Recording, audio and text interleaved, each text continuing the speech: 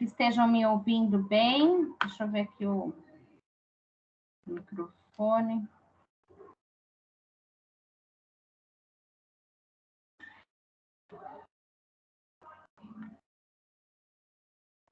E deu uma enrolada.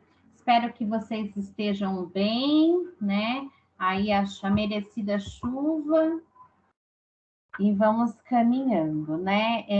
Desde já, quero já salientar que aquelas que assim desejarem participar da adesão, aderir ao movimento de paralisação para amanhã, que fiquem à vontade e manifestem os pareceres de vocês até o horário,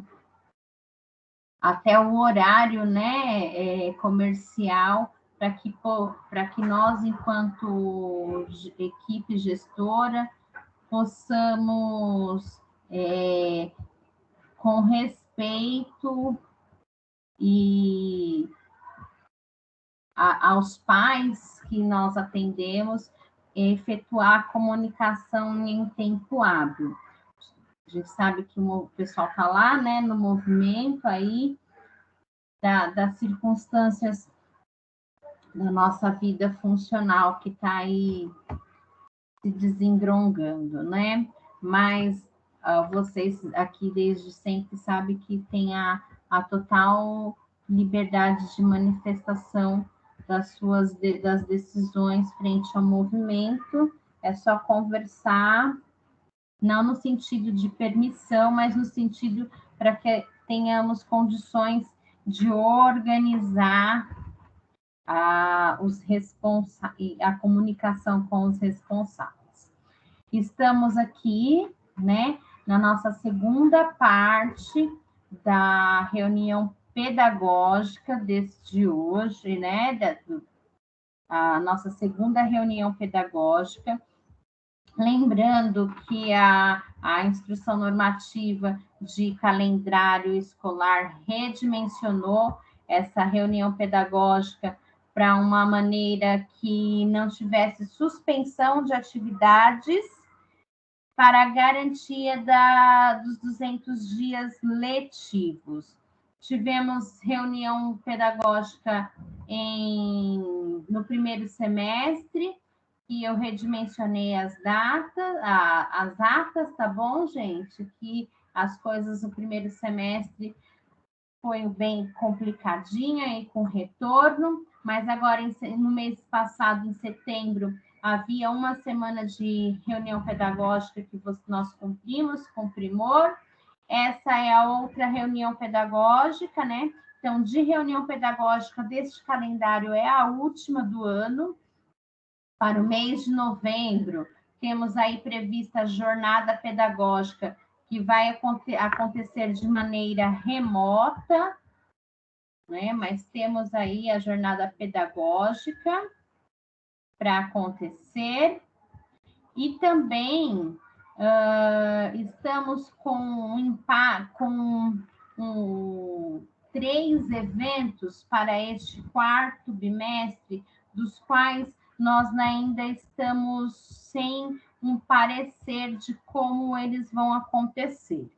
O governo do estado, né, na figura do João Dória, liberou as atividades presenciais nos espaços em 100% de público a partir do dia 3 de novembro. Nós do SEI não sabemos como, não estamos tendo atendimento das crianças desde setembro, mas as colegas da EMEI e da EMF estão ainda em sistema de rodízio. A Prefeitura de São Paulo, na figura do Ricardo Nunes, marionete de Michel Temer, ainda não se manifestou, né? Não deu nenhuma manifestação, tanto em diário oficial, como em qualquer outra natureza. Então, nós não sabemos como serão os nossos eventos a partir do dia 3 de novembro. Não sabemos se o horário coletivo, a partir do dia 3, volta a ser presencial, e temos a previsão de 3 atividades do quarto bimestre para concluir aí o nosso ano, que é uma reposição de dia letivo prevista para o dia 27 de novembro.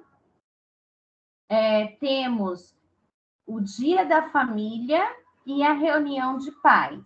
Até esse momento, né, até a última reunião e essa reunião que estamos aqui, em vigor do período emergencial, está acontecendo de maneira remota. Então, vamos aguardar cenas dos próximos capítulos, como que vai se configurar a partir do dia 3 de novembro.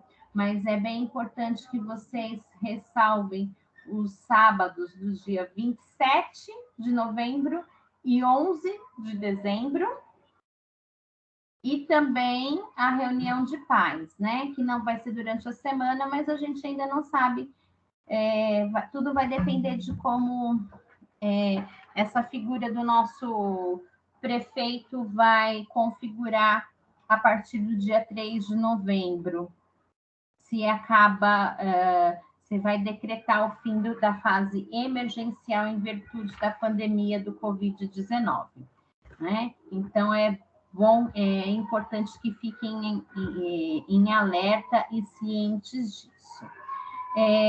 Como já é de costume, né, organizo as reuniões com um acolhimento estético, na perspectiva de acolher, de conectar e de nutrir as nossas mentes, os nossos corações e almas diante de tanta chumbo no lombo, de tanta chicotada que a gente leva de todos os lados, né? Sempre a arte, ela tá aí, tem esse papel primoroso de afagar os corações e a alma. E para esse momento, eu selecionei um poema do Mia Couto, que na verdade o nome dele é Antônio Emílio Leite Couto, que assume o pseudônimo, né, de Mia Couto por conta da paixão que ele tem por gatos. Mia Couto não é brasileiro, ele é africano, lá da República de Moçambique, uma nação que tem a língua portuguesa como língua oficial também, né? E é um escritor muito traduzido, né? E as suas obras, nas suas obras, o conto contribui muito importante, né? No vocabulário e em estruturas específicas moçambicanas. Assim como nós temos um português diferente, o português do Brasil é diferente do português de Portugal, Mia Couto leva para o mundo o português característico com as particularidades moçambicanas, né?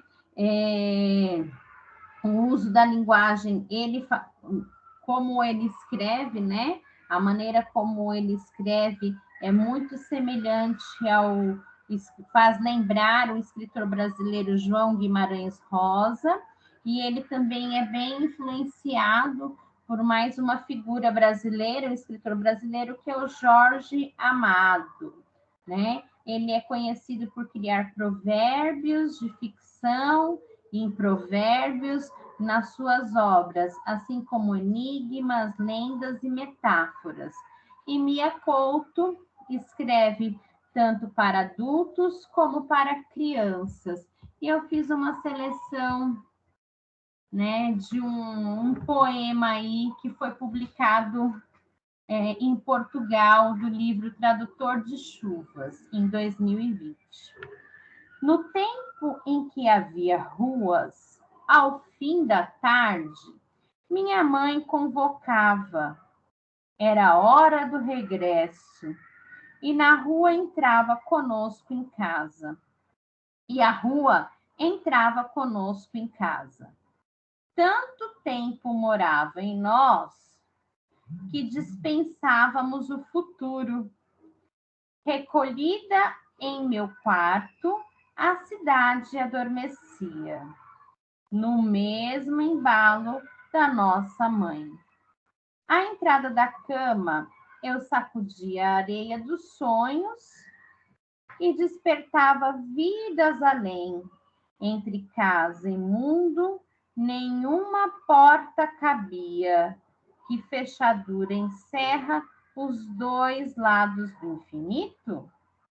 Mia Couto, então, do livro Tradutor de Chuvas. E dentro dessa obra, aquela que assim quiser manifestar o seu sentimento diante desse poema, a sua lembrança, se teve alguma memória afetiva, tocada, resgatada, fique à vontade aí, né, para manifestar a sua colocação. Adriana, Ana, Cláudia, Helene Braga, Helene Rodrigues, Márcia. Fiquem à vontade se quiserem manifestar o parecer de vocês aí dentro dessa sensível obra do Mia Couto. Ninguém? Irene, tudo Rose, Marcida. Então, eu vou continuando e vocês, na medida do que quiserem falar, é só abrir os microfones, né?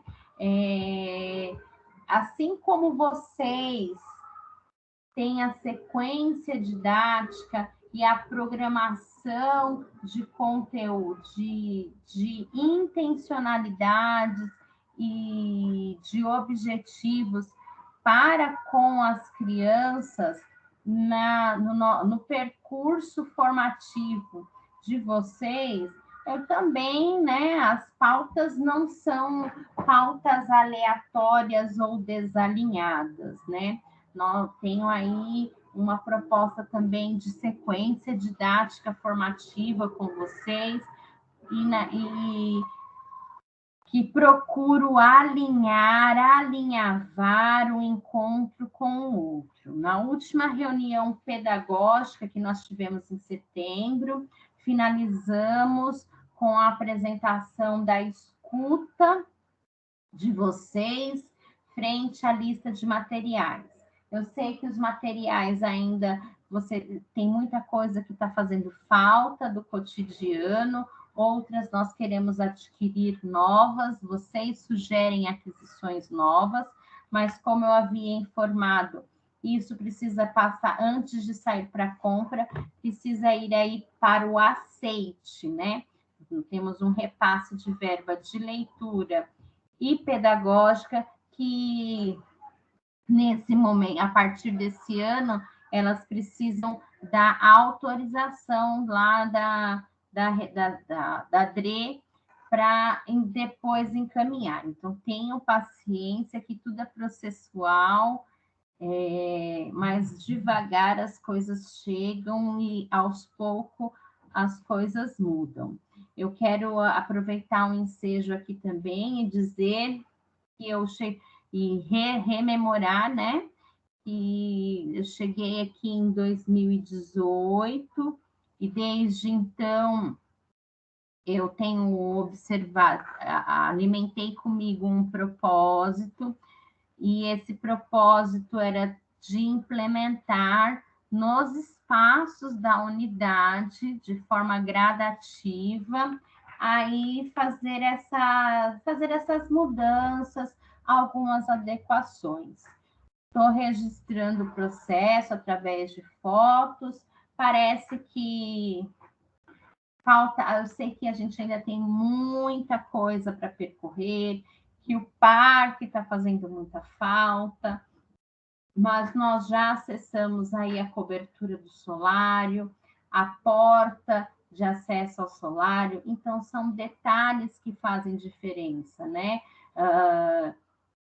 A questão do trocador no banheiro, então eu tenho tido um olhar e uma intervenção para espaços e ambientes, espaços para que esses espaços, na medida do possível e das, né, vocês sabem que os repasses chegam de forma a contar gotas, né, mas para garantir a acolhida, o acolhimento e a segurança de todos os usuários, dos adultos às crianças. A gente não consegue mudar tudo do dia para a noite, mas eu acredito que vocês já conseguiram observar algumas intervenções bem pontuais desde a minha chegada aqui da unidade em 2018. E hoje, né, no encontro de ontem, eu fiz questão de trazer aquelas palavras que estão muito presentes no nosso currículo, que é espaço e ambiente, material e materialidade, para sanar as possíveis dúvidas. Não é que não tenham dúvidas, mas às vezes pode haver confusões na compreensão, que parecem que são sinônimos, mas são diferentes. E para o encontro de hoje, e da parte 2 e a parte 3, vocês vão ter como referência bibliográfica, eu fui beber na fonte dessa moça aí que se chama Daniele. A Daniele, ela é fundadora do SEDUC, que é o Centro de Formação Profissional e Educação. O que é esse SEDUC? É uma empresa que faz a gestão de creches corporativas. Então, ela não trabalha com creches públicas, ela faz o trabalho, a assessoria e a gestão de empresas que possuem creches, né? Atualmente, das empresas maiores que ela está à frente, são as creches da Natura, da Avon e daquela de cigarro da Souza Cruz. Eu sei que nós estamos falando de um outro modelo de gestão, que são creches empresariais. E aqui nós estamos numa conjuntura de espaço público democrático, né? Mas temos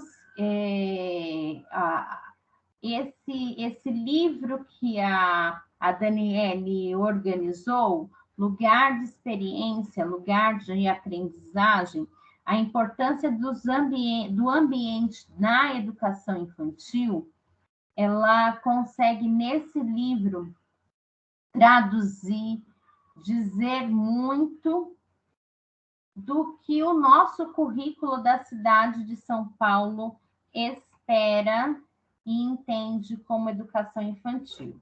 E eu quero aproveitar essa conjuntura também, e esse espaço, que, embora tenhamos como prefeito Ricardo Nunes, que ele seja a marionete de Michel Temer, que tenha, né, essa que a gente está sofrendo aí enquanto servidores, todos os massacres possíveis e imagináveis e toda a pressão de todos os lados, o que é certo deve ser dito, colocado e firmado.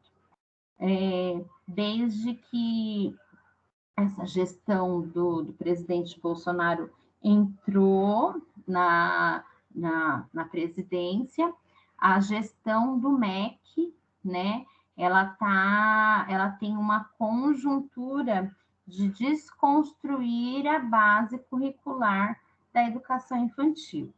Tendo isso em vista, a questão até mesmo de que ela oferece livros didáticos. Saiu o PNDL, que é o Programa Nacional de Livros Didáticos, para a educação infantil. Isso tem um jogo de interesse muito grande, e são os empresários, as editoras e esses grandes grupos de vendas de apostilados que querem mamar na teta do Ministério da Educação. Mas a Prefeitura de São Paulo, como a maior rede, né, com números de matriculados na América Latina de educação infantil, e mesmo tendo o Ricardo Nunes como prefeito e bolsonarista, ela é hoje a maior resistência nacional quanto ao currículo colocado por MEC. Então, o currículo que a nossa prefeitura coloca e evidencia é resistência, é luta contra o que MEC tem pregado hoje para a educação infantil, né? Então, não estou aqui puxando o saco, mas estou reconhecendo que, quanto a currículo, a cidade de São Paulo, ela é resistência. Currículo, ela tem se mostrado como frente de resistência, principalmente na educação infantil. Eu sei que o Cristiano Alcântara é uma pessoa não muito agradável, mas a figura dele no DIE tem grande relevância em tornar essas coisas, em ser essa frente de resistência contra o projeto nacional de política de currículo para a educação infantil. Mas também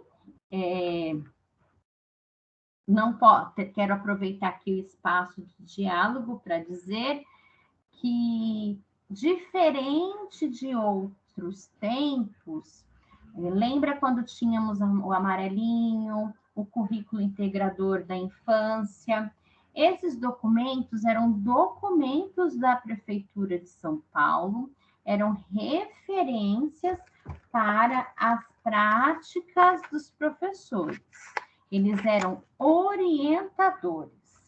Em contrapartida, com a chegada desse moço também, né, o senhor Cristiano, o currículo da cidade de São Paulo, ele ganha ele ganha duas frentes. Primeiro que ele sai os documentos orientadores, como a gente tem, os livros, as publicações que saem, mas essas orientações, elas saem também em diário oficial, no formato de instrução normativa. Então, quando ela sai num formato de instrução normativa, ela já tem uma outra configuração. Ela não está te orientando, professora. Ela está no cumpra, professora. Né? Então, essa gestão em relação à implementação curricular fez uma guinada muito grande, porque quem já não ouviu e viveu isso quando era no tempo dos amarelinhos ou quando chegou a orientação normativa? Ah, isso aí está escrito, é orientador, mas quem na minha sala mando eu faço do meu jeito, né? Porque eu tenho a liberdade de cátedra.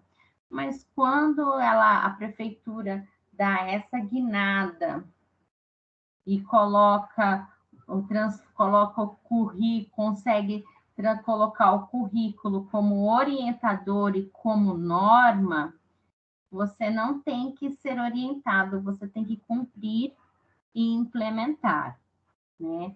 Isso também é muito sério, porque agora você não está sendo orientada, você tem que cumprir, concordando ou não.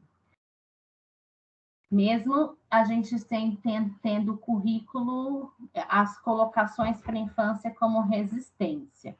E eu sei que, guardada todas as diferenças de uma escola pública para uma creche privada, uma instituição, para uma empresa e para uma creche de rua, como nós aqui perto do Jardim Pantanal, a produção da Daniele tem um comum, que é a garantia do direito de aprendizagem e de desenvolvimento de crianças de 0 a 3 anos. E ela tem o título aí entre os corporativistas, as corporações de rainha dos berçários.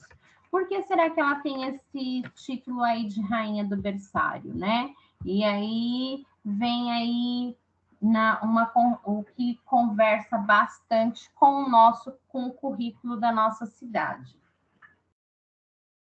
A Daniele diz que as escolas de educação infantil, elas não podem ser uma mini escolas para crianças pequenas. Não é um preparatório para a EMF ou para o fundamental. As escolas de educação infantil é a própria vida, é o aqui e o agora, não é para preparar para depois. Então, ela diz que ela é contra que as escolas para as crianças pequenas tenham as suas salas repletas de mesas e cadeiras, que as salas para educação infantil tenham poucos brinquedos ou poucos materiais, e que esses materiais que tiverem estejam em prateleiras altas e inacessíveis, que nas escolas de educação infantil não é lugar para ter um monte de alfabeto, né? Então ela fala, tá, se não é para ter isso, o que se faz e o que se espera de uma sala de referência para a educação infantil? E isso a Daniele traz no livro dela e conversa bastante com o currículo da cidade, que o ambiente não é um cenário. Ai, vou pôr aquele painel para decorar a minha sala. Não vai decorar a sala. Aquele painel, eventualmente, ele deve ter uma relação com as crianças, com o que é vivido com as crianças. O ambiente não é um cenário, né? O ambiente é um elemento para proporcionar as interações sensoriais, interações motoras, cognitivas. Aí então fica naquela grande confusão. Ai, tirou a mesa, tirou a cadeira, e é o que então, né? É um lugar que para promover essa afetividade, essa investigação e toda a capacidade que os bebês e as crianças pequenas têm aguçadas para aprender, né? E esse livro dela em específico trata mais sobre as salas de referência, que são as salas que as crianças passam a maior parte do tempo, né? Dá algumas luzes e reflexões para os espaços externos, e como eu disse anteriormente, a gente aos poucos está mediando para qualificar isso também. E o que a Daniele diz para a gente? Primeira coisa, não é sala de aula. Sala de aula é lá com os grandes. Na educação infantil não tem aula. Então, aqui é uma sala de referência. É a sala que eu guardo os meus objetos, é a sala que a criança dorme, é a sala de referência da criança, mas naquele lugar não é um lugar para se ter aula. Isso é o principal. Tira essa ideia de que aqui é uma instituição de educação, mas a nossa função não é a mesma do vizinho aqui do Virgílio, que é a escola, por causa da idade que tem os nossos públicos. Então, ela coloca, ó, tira as mesas, tira os alfabetos, tira aqueles painéis decorativos figurativos de cenários e faz o quê, né? Uma organização de materiais que sejam de acesso facilitado para as crianças, que esses materiais sejam organizados de forma que tenha variedades e que tenham essas experimentações.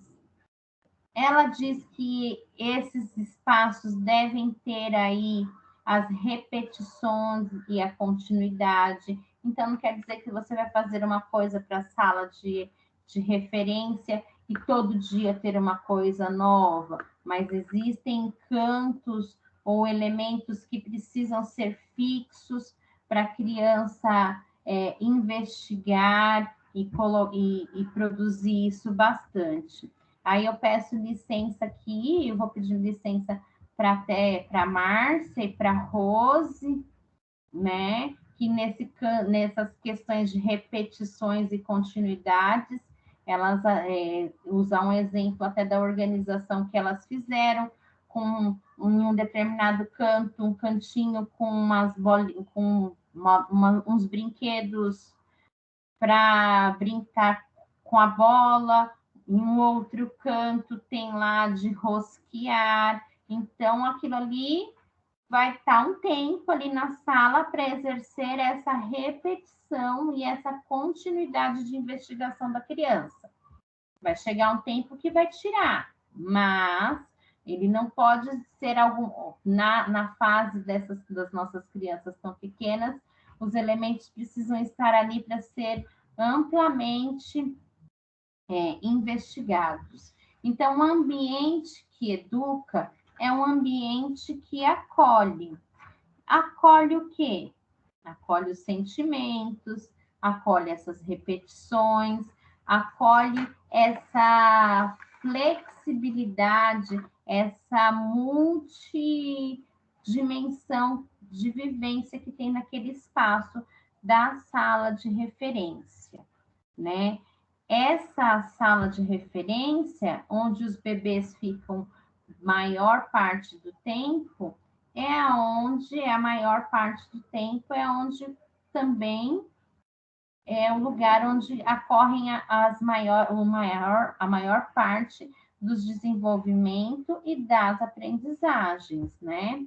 E é importante, né, nessa concepção que a Daniele projetou e colocou nas creches que ela faz o gerenciamento, da organização dessas salas para escolhas diferentes e simultâneas. Ah, Heloísa, isso a gente já faz. Sim, ainda bem que a gente já faz mesmo, né? Como, por exemplo, como vocês fazem de manhã, e tem os cantos na recepção. Tem várias possibilidades para criar, né? Então, tem algumas crianças escolhem uma proposta, outras.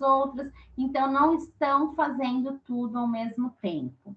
Isso é uma virada de chave muito importante, porque não dá para dar aula na educação infantil. A faixa etária das nossas crianças, eles não fazem todos a mesma coisa ao mesmo tempo. Então, tem que ter coisas diferentes dentro da sala para que eles se envolvam ao mesmo tempo, né?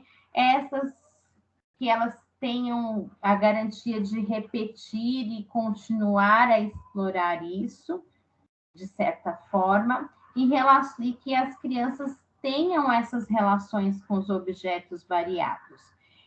E o grande pulo do gato que ela vem firmar, que está no currículo e que vocês já acolhem, entendem, e essa fala vem para ratificar a prática de vocês, que na organização dos materiais, desses espaços, a criança ela não está abandonada, mas ela não precisa ter para fazer as coisas, ela precisa da sua orientação o tempo todo. Sabe aquela coisa? Agora para a direita, agora para a esquerda, todo mundo junto. Não.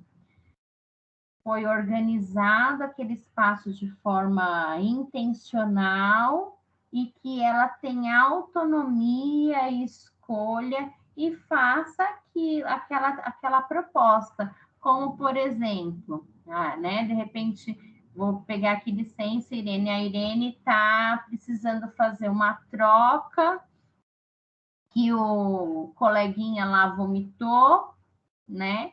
Ela está trocando, o foco de atenção principal dela é o coleguinha que está vomitado, que ela está trocando, por exemplo, mas as crianças não estão todas sentadas, petrificadas, esperando o colega ser trocado para a Irene continuar.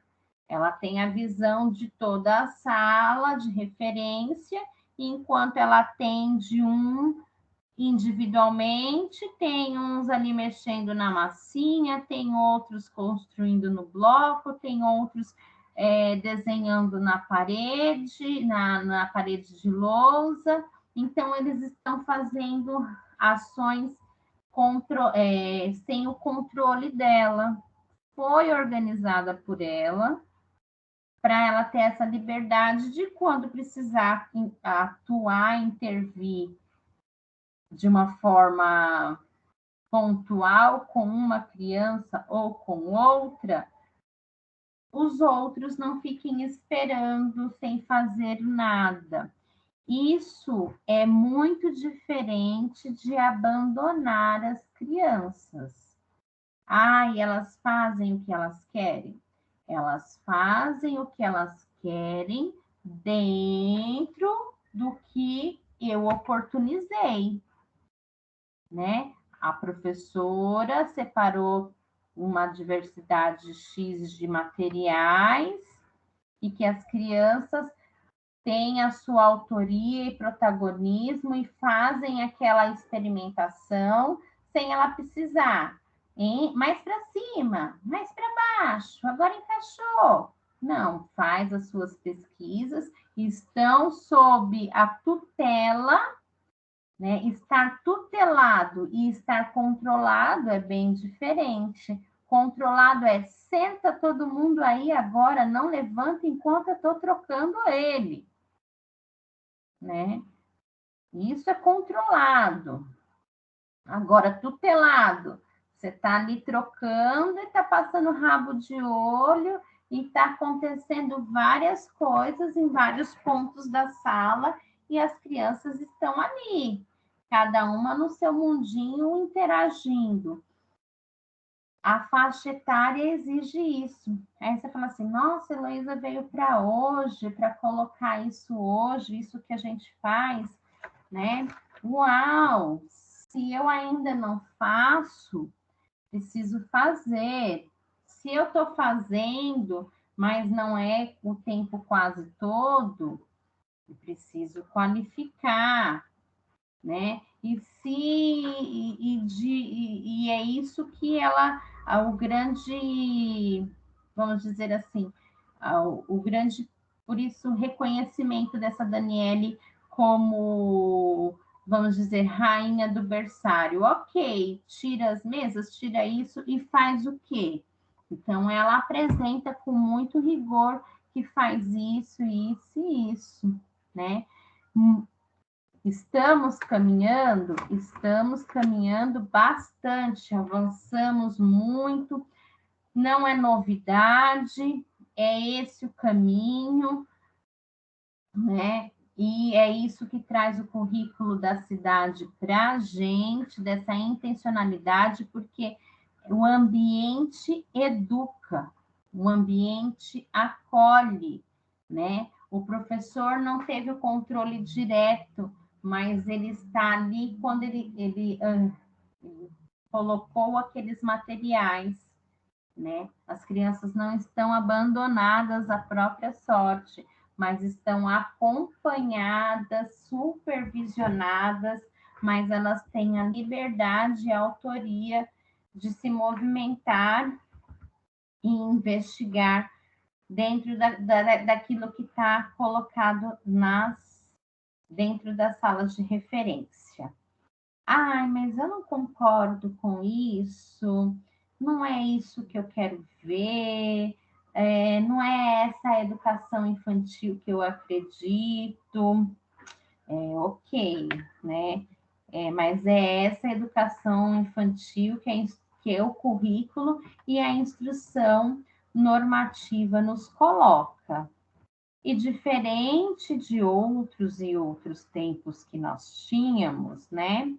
Hoje nós estamos numa configuração tecnológica, que por um lado ela é muito positiva, mas que por outro lado ela nos monitora, né? Ela exerce esse monitoramento. Em outros, há 20, 25 anos atrás, a prefeitura não tinha como exercer um controle e um monitoramento do que aconteciam em todas as salas de referência ou do planejamento de todas as escolas. Hoje, com o SGP, com o que o professor escreve, ela tem. Aí fala assim, o professor escreve qualquer coisa lá, o SGP aceita qualquer coisa. É importante que vocês saibam que essas tecnologias da informação, não é à toa que esse pessoal de TI está ganhando dinheiro de tecnologia, como é que é o nome? De tecnologia, de TI, de inteligência artificial, está ganhando bastante dinheiro, porque esses registros digitais, eles têm umas configurações que fazem umas leituras muito que as máquinas nos desnudam, né? Isso vocês têm bem claramente do algoritmo. Você procurou na internet máquina de lavar e começa a aparecer um monte de coisa de máquina de lavar. Então, com os nossos registros digitais, por que eu estou dizendo isso? Que antes você fechava sua porta e não existia esse controle. Mas a forma como você escreve e que vai documentar, a tecnologia e a inteligência artificial monitora e controla sim, né? Infelizmente, deixa eu aqui parar para